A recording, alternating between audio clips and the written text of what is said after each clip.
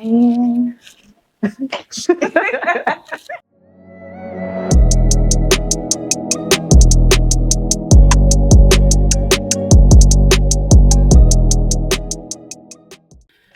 All right, guys, welcome back to the Made Us of Boss podcast. This should be episode number 2. If you're still watching this, it's still the beginning of the year. Oh my gosh, can't believe it's 2024. yes, But we're getting our minds right in are. 2024, like right off the bat. yes. And it's always a continual thing, as you guys forever know. We are always working on ourselves, our mindsets, and to continuing to be better. But this episode, we're going to talk about some things you need to unlearn and how you need to learn something new to see a better result in your life and in your business, right? Mhm. And that thing is in no particular order, as always. We're just going to have really good talk about it. So I'll just start it off. One thing for me that was the biggest thing for me to unlearn was the church. And yes, I did say it. It was the church. Realizing that there were things that were said that were not conducive to who I was becoming and where I was going. And I see how a lot of that stuff played a part in my confidence, in business, the charging, all of the things because of things like that. And the one thing was that I wasn't worthy. So in church, we were taught to say that we're not worthy. And of course, it can mean to God, like, we're not worthy because of maybe the things you've done. But the way it was said or taught was that we aren't worthy. So what I do know is that God made us just a little bit lesser than the angels, meaning that we are gods of this earth. And we are worthy. The things that he wants and desires for us is worthy of everything, right? Absolutely. And he wants us to have it all. So why would I say I am not worthy? So saying that was one thing I had to unlearn that really played a part in me growing up and how things played out as the adult me today, or even as a kid now. I'm fine. Yeah, I mean, honestly, it's really one of those things where until you're exposed to something different, like you really don't know. You just think that that's the norm. And like even you touch on the worthy thing, I absolutely agree. And you're right. In comparison to the love that God has for us, I mean, we could never match that. Right, of course. So like in that aspect of it, I totally get it. But yeah, I would hate to think that some people would internalize those words to the point where they think that they are not worthy of good things, not worthy of abundance, not worthy of having a life that is easier and that you're provided for in, and that you can provide resources with that. So yeah, I mean, the same thing for, and the second thing, same thing for in the home. How many of us were taught, that the rich people were bad, that they had bad intentions, they don't need all that money, or even that there just wasn't going to be enough money to go around, just scarcity mindset. But it was normal, don't let my good air out because that ain't free. That ain't free. I don't got McDonald's money. We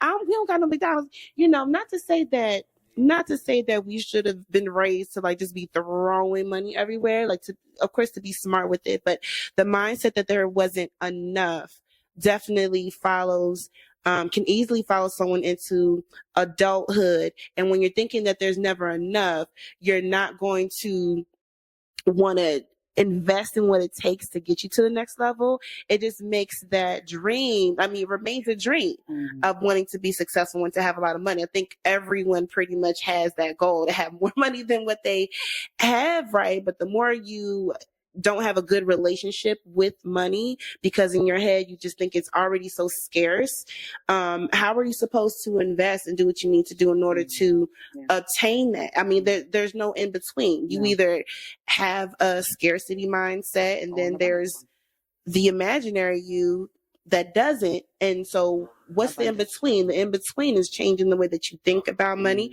and your relationship with money. Now, Bree Jones went all the way in on money, right? And I'm going to dial just a little bit back because of something that she said went back to worthiness. And when I think about unlearning things from the church, also wanting to say, like, knowing him for yourself. I think a lot of times we take what people say, our preachers, our family, our neighbors down the street, and internalize that and say that is what it's supposed to be, versus knowing him for yourself. And that's why we don't argue. We're not here to convince you, because you're supposed to know him for yourself. not for what we say. So do your due diligence. Read, ask God for what the clarity is that you're going to need to be great and to do great things in this world. But unlearning all of those things was rooted subconsciously. Even thinking about, you talked a little bit about money, but even thinking about tithing. You know, it always made people feel uncomfortable. It's like, what is he gonna say? You know, I gotta put this much money in the thing. You know, it's like, I ain't got it. You know, I had to unlearn what tithing really is. I don't have to necessarily tithe to a church. I can tithe to my sister who just inspired me here. I can tithe to a cause that means a lot to me. I can tithe my time into the kingdom, right? So it's not always money and you have to give it to the church. I had to unlearn that because I thought, oh, if I'm not giving it to the church, I'm not doing something right. Right. So, and you're not going to get it back tenfold or whatever. Right. And that is not the case. And how did I find that out? I had to learn for myself. So if you're not taking anything from the unlearning as far as from the church, is really know him for yourself and what he says that he has for you, right? And once you do that, then you have the level of confidence. You have a level of knowing how you're going to do it, because I don't know about you guys. I don't know about you. I know we probably agree with this, but I do think that businesses that have a spiritual foundation go further faster because they know where their come from is. They know that their source is not their clients. They know that their source is not the invoice down the street, but they know their source is from God. And when you lead from that's where your source is from, then things happen differently. It's more powerful. It's more purposeful. And now going back to what Bree said about money, now money needs a reason to come in. Now it's like, okay, now do we all learn about money, right? If I could just interject something. So Shy has a lot of isms. I think we both have a lot of isms. But one of my favorite Shy isms is that we got to give something for God to bless. Oh, yeah. You got to give God something to bless. You got to give God something to bless, which means if you're not doing it for the right reasons, if you're not building it, if you're just sitting there thinking about it, you're not giving God something to bless. Yeah. One of my favorite Shyisms. You know, don't sue me when I make some t-shirts. Those are ours. Yeah, giving God something to bless can simply look like doing the work. Sometimes it's like following through that launch. Something looks like researching and doing it. Because when you're doing something, you're showing God, here is what I'm presenting to you, and you're giving him something to bless. So follow through that plan. Follow through those leads, that conversation, those things. Give him something to bless so that he can blow your mind farther than you could ever do yourself. Now, since that, we are going to come right back. We have a commercial. Y'all got bills to pay. Well, we got bills to pay. And we will see you back. Are you tired of being the world's best kept secret where you're not attracting your ideal client, you're not being seen and heard in the marketplace, and as a result, you're not getting the consistent cash flow that your business deserves? Girl, you deserve better, and we got something for you. It's called the Get Clear to Get Paid Masterclass, virtually from the comfort of your own home. We're going to introduce you to the Clarity to Cash framework. We're going to break down the 3 foundational pieces that you need to get clear in order to get paid. One thing we do know, 2 things for sure, is that if you are not clear, you ain't making no cash. You ain't getting paid. So meet us January 25th at 7 p.m. virtually from the comfort of your own home as we help you get clear so that you can experience more cash and flow in your life and business. That's right. So in order to register, please go to madeyourselfaboss.com/getclearmasterclass and register today. So just going a little bit deeper into unlearning how we feel about money so that we can get into abundance. I mean, just going back to how we talked about it in the home and the relationships that we had with it.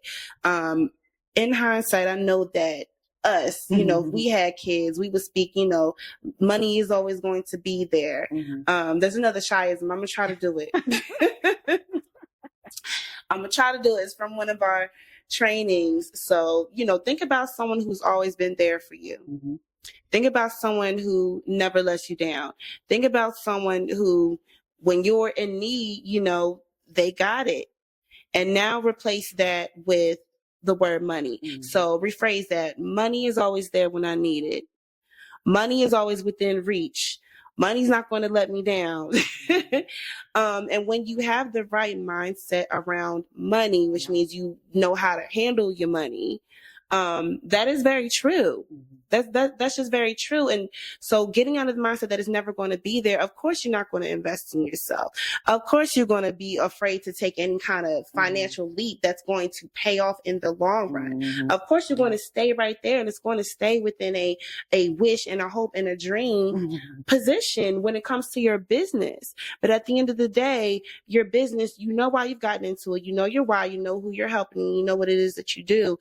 That that alone should be enough for you to want to see that grow, to want to see that be great. But it involves you letting go a lot of your old mindsets about money. Because let me tell you something, just because someone has money doesn't make them evil. Actually, money amplifies who you already are. Money amplifies who you already are. And don't get it wrong, just because certain people position have been publicized to do not so good things. Let's not forget the people who, changed their money mindsets, made it out from the bottom, and did amazing things, started organizations, helped out families in need, sent people to college, made sure that their own children, that their legacy is never going to have to struggle, position other people that they love to where they can start their own businesses or whatever they want to put into, and that's going to contribute to the world and to contribute to society. So the guilt around money, that I think is kind of an umbrella term for a lot of what we learned in the house, the negative feelings around it. There's guilt, there's shame, there's fear, there's all these things. And just imagine if you had a good friend like mine, or a community of other like-minded women, shameless plug, with Made Herself a Boss, who spoke positivity over abundance, who told you that you were worthy of abundance, who told you this isn't going to change who you are as a person if not for the better, that there is going to be enough. And in fact, if you believe that there's enough money, you're going to find a way to do it. Because, we find ways to go on vacation. We find ways to go to Beyonce. We find ways to do what we need to do, but when it comes down to our businesses, things that deep down for some reason we feel like we don't deserve abundance, and now it's a problem, and now I don't got it. So I think when it comes to the problem, I think about, in order for our amazing women watching to get to that, it goes back to, where did it come from? So Brittany touched on how a lot of the stories that played through our subconscious as growing up, hearing from our parents, our loved ones, our cousins, all of them, money didn't grow on trees. Money's only for what you need it for. Rob here to pay Paul. And I'm sure you guys know some that you guys can add to our list, right? Where did it come from? Where did that root of that come from? And now it's dismantling that root, because right now it's still playing in your subconscious. It's still acting in the things that you're doing. It's still acting because you're still undercharging. You're still undercutting your brilliance. It's still happening because you're not making decisions from your vision point versus where you are today. It's still happening in your life existence. So getting to where it is so you can dismantle it and tell yourself something new. When you tell yourself something new, now it's like, okay, let me keep acting into that something new. I think a lot of times when it comes to money and money conversations, there was never enough of it in my household, or maybe a lot of our households, right? So you just did what you thought. I just thought money was just to pay bills. That's what I just thought, until I learned something new, or I was exposed to something different, and I was able to expand on that something different. But I also think that when it comes to money and what you didn't know, like the shame, the fear, there's also a part of forgiveness in that part, because forgiving yourself of what you did not know, and forgiving your parents or whoever, raised you for what they didn't know. Yes. And once that forgiveness is there, because I also had to learn their best was never God's best for me either. So once that forgiveness played a place in there, then I'm like, all right, now that I know this information, you can release it. I can release it. And now I can do something with the new information that I learned to better my life's experience. Right. So I think a lot of forgiveness, ownness, accountability plays a part in that. And then surrendering it all. Of course we all want money, and of course we're going to give money a reason to come into our experience, but just surrendering it, doing what we know to do for it to come into us. And sometimes that looks like making money move in our business, making money move in our life and business. So if you're asking yourselves, well, how do you make money move? Well, first you have to know exactly what money is. Money is energy. That's simply all it is. Money it's is flowing energy around us. If you're an entrepreneur watching this right now, you have a printing press out back. You're brilliance, and you can make money move anytime. So how do you make money move? You make money move by doing a couple of things. One, who do you owe? What bills you need to pay? You have to release the law of circulation. Money has to circulate because it's energy. Energy has to circulate. Abundance is forever circulating. So you have to keep it moving. So is there somebody that you owe? Is there something that needs to get paid down? Is there something that you could put money, if it's not the full amount, can you put something on it? Release it, circulate it so it could come right back to you. So another thing is just to make sure that you're payable, right? Right. Yeah. So when it's being payable, as far as making money move, that basically means having something that somebody can pay you for. The solution that you provide, have somebody able to invest in. So you want to pay money out to circulate it to come back, and you want to be payable, have somebody that they can pay to you. That's how you make money move. You're constantly making money move. The last part of making money move is, who do you need to forgive? What do you need to let go of? What do you need to release? Who do you need to release? Is it the situation? Is it the person? Or ultimately, is it yourself? Forgiveness of self. I think that plays a huge part in blocking money to come into your life's experience, because we're harboring and we're holding on to these things that are not serving us, but we're not letting go of it. When you let go and you release, you're opening up for more to come back to you. I think that's a lot of the times that people don't realize what's stopping them from making more money is them. Their ability to just let go and forgive and let go, release that off of you. And to maintain. So she, of course, just dropped plenty of gems. And what I just wanted to add on, I think with this conversation and so many other conversations that stand in the way of us being abundant and successful in our businesses, is that we will get the information, we will feel inspired and motivated, but we all know motivation is temporary. After that just comes the drive of just doing it, implementation, the action, right? And in this case, when it comes to money mindset, I think a lot of that maintaining of the action comes with the confidence of that. Yes. It comes with the, okay, now I know better. I used to have these views about money. I've chosen to let that go. I've chosen to keep the circulation going and to make it so that money can pour into me, being payable. But now let me keep the confidence to show up to that every single day. Yeah. Because those moments will creep in, that scarcity mindset, that fear that, oh, let me just grab this because I need it because I got a bill coming up. But then you end up with more work and less pay, and then you feel like crap, and then the cycle happens all over again. So let me tell you something. Our community is not a stranger of hearing things like, work with me. And we know what that means. Work with me means let me slide, shoot me a discount. Can't you just, they start sentences like, can't you just, or all you gotta do is, all these terms that actually, no, really, all these terms that we should kind of be offended about a little bit, because you're downplaying what it is that I do, and you're downplaying the value of what you're offering, right?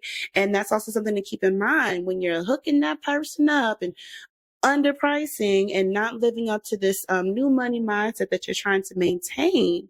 Just remember, when you're not doing that, what you're doing instead is downplaying your worth. You are downplaying your value. So if you can't uphold your value and what you think about it, how are others supposed to pay you properly for it? So, and it's hard. And when you find yourself in those stages, it must mean that something else has to be tweaked. Getting, an influx of clients and getting consistent income, getting consistent eyes on your business, and all those other things that we will be talking about at the Get Clear to Get Paid Masterclass, insert commercial here. But maintain that and have the confidence that money is going to be, and is right now, abundant in your life. Take care of it. Fix your relationship with money. And you will no longer find yourself, or at least less often, find yourself in those positions where you have to be having these conversations with yourself over and over and over again. And even when you do find yourself in these conversations, we've had plenty of conversations about that. I've learned something to say that will even, so that the conversation is no longer had. I learned it from Darnell Jervy Harmon.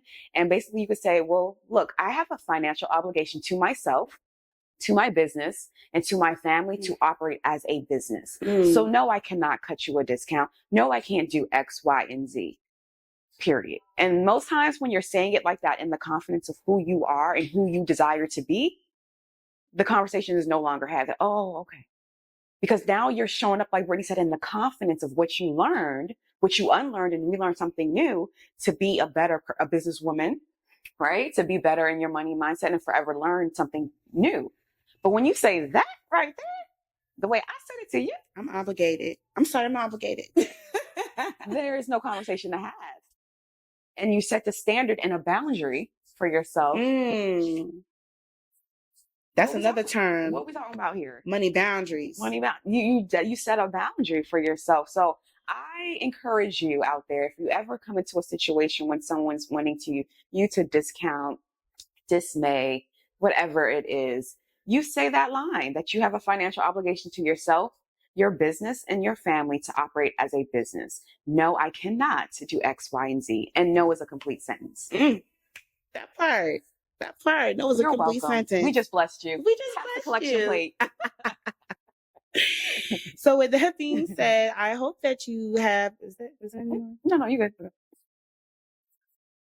So with that being said, I hope that you've enjoyed this next episode of the Natives of the Boss podcast. We're so excited to show you what we have up our sleeves. Yeah. Please leave a comment and a review of what you think about this so that we know that our content is helping you out. Please check out the show notes or the description section, depending on where you're watching this, for those links on how to get to the masterclass and all the other resources that we have. And we will just see you next time. See you next time, ladies. Bye. All right. Bang. We did that. Yep. I think you said to do some pictures. Yep, some pictures of and then yes, and we just said that. And then we're good. Look at us.